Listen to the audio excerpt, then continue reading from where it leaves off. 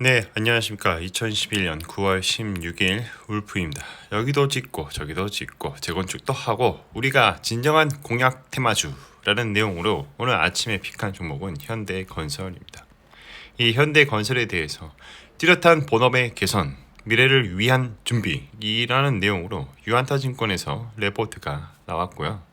이 주가의 추세상 보면 이 꾸준한 상승 흐름을 보여주며 단기 급등 요소보다는 중장기적인 측면을 보자라는 내용으로 오늘 이 종목에 대해서 말씀드려보도록 하겠습니다.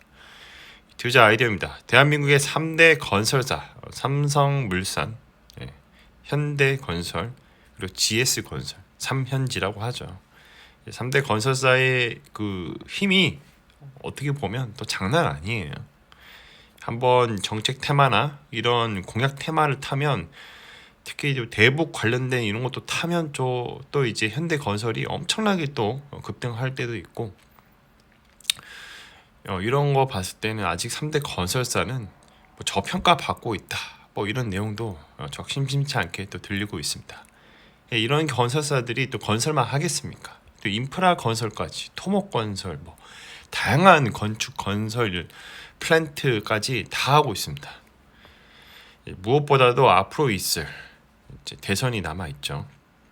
대선이 다가오고 있습니다. 정책 공약 제1순위로 또 주택 보급에 이러한 부분 때문에 큰 모멘텀을 또 가질 예정입니다. 바이셀 메소드입니다. 프리미엄 구간을 닿고 내려올 때 매도를 하는 것이고요. 디스카운트 구간을 닿고 반등을 할 때 매수를 하는 것입니다. 좌우에 동일한 패턴이 나오면 대응하는 부분입니다. 바이 포인트, 셀 포인트, 단기 급등 요소는 분명히 있으나 지속적인 그 흐름은 유지할 것이라는 거죠. 그러니까 어느 정도 슈팅까지는 아니더라도 상승하는 그런 흐름을 좀 더 보여줄 것이다 라는 것입니다. 이 빨간색 선에서 맞고 내려오는 흐름을 보여주고 있고 파란색 선에서 닫고 올라가는 흐름을 보여주고 있습니다. 지금은 어떻게 보면 단기 급등 자리로 보일 수 있으나 지금 분할로 매수를 해도 괜찮은 그런 자리라는 거죠. 일단 하단 추세선을 깨지만 않으면 이 건설주는 지속적으로 힘을 받으면서 올라갈 것입니다. 언제 팔면 좋나? 그걸 또 고민을 해봤는데요. 대선이 끝나기 전에 설날 전후로 팔아도 좋을 것 같고 이 추주 공시나 기업 공시가 최고치로 좀 찍었을 때 그때 이제 분할로 매도를 하면서 조금씩 정리를 해도 괜찮지 않다 그렇게 생각해 봅니다. 어쨌거나 지금은 바닥이라고 하면 이제 작년 8월 달부터로 해서 지금 쭉 올라와 주고 있는 흐름인데 어느 정도 충분히 더 상승할 가능성이 있다는 것이죠. 이 현대건설 유안타 김기룡님께서 레포트를 올려주셨는데 무엇보다도 전년 동기 대비 이제 이익 개선 흐름이 좀 보여질 것이다. 그래서 21년도 매출액이나 영업이익이 이렇다. 근데 이거 크게 중요한 게 아닙니다. 언제든지 이렇게 안 나올 가능성도 있다는 것입니다.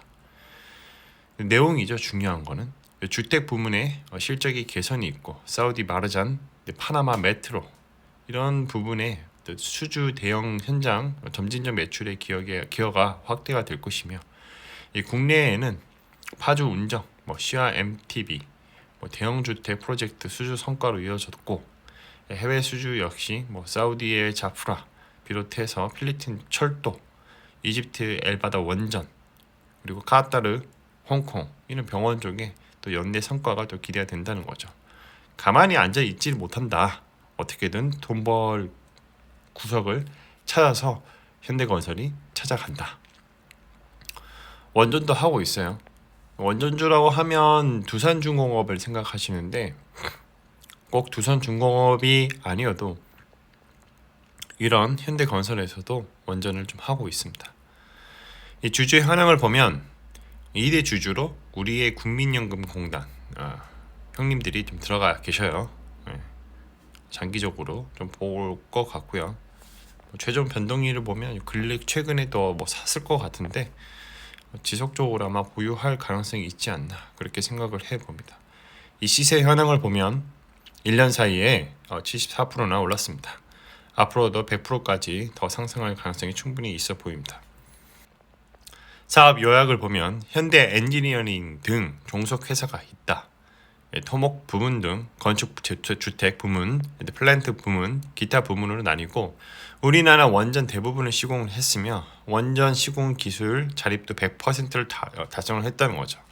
그래서 국내 최초로 아랍에미리트 원전 4기를 수주를 해서 최고의 원전 시공 기술을 인정받았다. 앞으로 경기 활력을 위해 정부 확장 재정 기조 유지에 대응하여 선제적인 사업 발굴 및 선점을 통해 수주 기회를 다양화하고 선택과 집중을 통해 수익성 있는 수주 물량을 확보해 나갈 예정. 그러니까 건설주는 수주 물량을 확보하는 게 중요합니다. 앞으로도 돈 들어올 구석이 분명히 있어야 한다는 거죠. 이 BER, PBR 밴드 차트를 보면 거의 중단에 있고 추가적으로 더 상승할 가능성이 충분히 있는 그런 주식이다, 종목이다, 회사다. 뭐 하는 회사인가? 일단은 참고사항을 좀 말씀드릴게요. 이 현대건설은 현대차그룹 소속입니다. 우리가 현대그룹이라고 하면 현대중공업도 현대그룹 아니냐? 어떻게 큰 범위에 보면 범현대가지. 중공업그룹은 정몽준 그룹입니다. 그리고 이제 현대차그룹은 정몽구 그룹입니다. 이거 잘 아셔야 돼요. 옛날에는 이제 왕자의 난이라고 해서 그때 이제 많이 쪼개졌는데 현대차그룹은 현대건설을 소유하고 있고요. 현대엔지니어링을 소유하고 있습니다. 토목 사업을 영위하고 있고 건축 사업 그리고 우리가 잘 알고 있는 주택 사업. 주택 사업이라고 하면 DH, 힐스테이트, 초대형 주거단지 이런 걸 건설 수주를 받고요. 지식산업센터와 또 고급 주거시설을 또 만들고 있습니다. 그리고 이제 플랜트 사업을 하고 있고요. 에너지 사업도 하고 있습니다. 공시를 보면 일단 주택 부문에서 국내의 매출이 가장 높아요. 거의 50% 이상 가까이 50% 가까이 차지하고 있죠. 그 다음은 이제 플랜트 전력 사업이 이제 해외 수주권이 제일 많습니다. 19%나 해당되고 있습니다. 그래서 이제 건축 주택은 어떤 회사들이 하고 있냐? 뭐 현대건설, 현대엔지니어링, 뭐 EAC 비엔나, 뭐 송도 랜드마크 시티, 뭐 이런 분들 하고 있고, 이 플랜트 전력은 현대건설, 엔지니어링 이렇게 진행하고 있는 것을 공시를 통해 확인할 수 있습니다. 주요 제품 서비스를 보면 건축, 주택, 뭐 토목, 플랜트, 기타, 부동산 임대 이렇게 하고 있죠. 고객사가 이게 딱 정해져 있어요. 조달청, 외 한국도로공사, 쿠웨이트 공공사업성, 카타르, 한국수력원자력, 한국전력 이렇게 하고 있습니다. 여러 가지 집들을 정말 많이 만들고 있어요.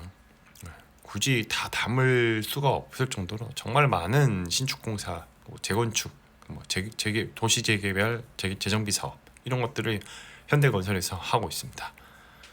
해외 원전 건설, 지하철 건설, 가스, 부대시설, 화력발전소 이런 것들도 현대건설에서 하고 있다. 현대엔지니어링도 하고 있습니다. 자회사, 연결 자회사니까요. 얘네들도 당연히 건축, 주택 이런 것도 하고 있고요. 스틸 산업이라고 해서 이런 발주처를 받아가지고 기본적인 골조 공사나 이런 것들을 또 아니면 토목 공사도 진행하고 있습니다.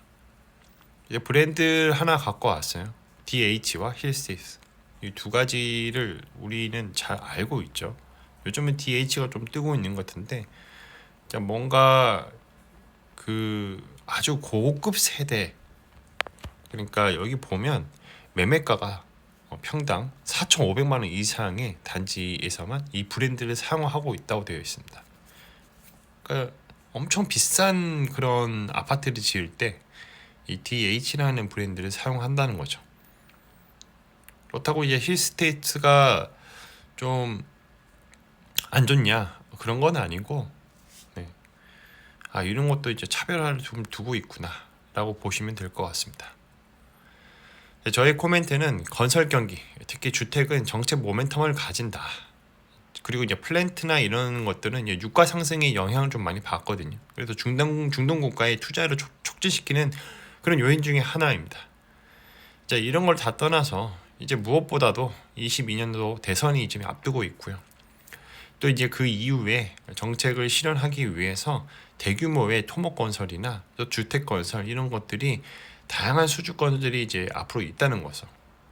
이래야 또 경기를 또 살릴 수가 있고 또 이제 국민들을 위한 이제 주택 보급을 또 힘쓰게 되고 거기에서 이제 우리의 3대장 중에 하나인 현대건설이 큰 몫을 해낼 것이라고 생각을 합니다. 코로나가 해소되는 22년 그리고 그 격변의 22년을 또 기대하는 부분입니다. 마무리하겠습니다. 가격은 어떻게 결정되는가? 수요와 공급의 법칙을 따르게 되는 것이고요. 주가는 어떤 이슈가 발생하면 리얼 옵션이 발생하게 되는데 리얼 옵션의 가치가 부여되면서 주가는 계단식으로 상승하게 되고 가속화가 발생하여 또 추가적인 상승이 이끌어납니다. 주가가 최대치일 때 리얼 옵션의 가치가 최고치로 반영됐을 때죠. 가격이 바뀌면 사람들의 생각이 바뀌게 됩니다.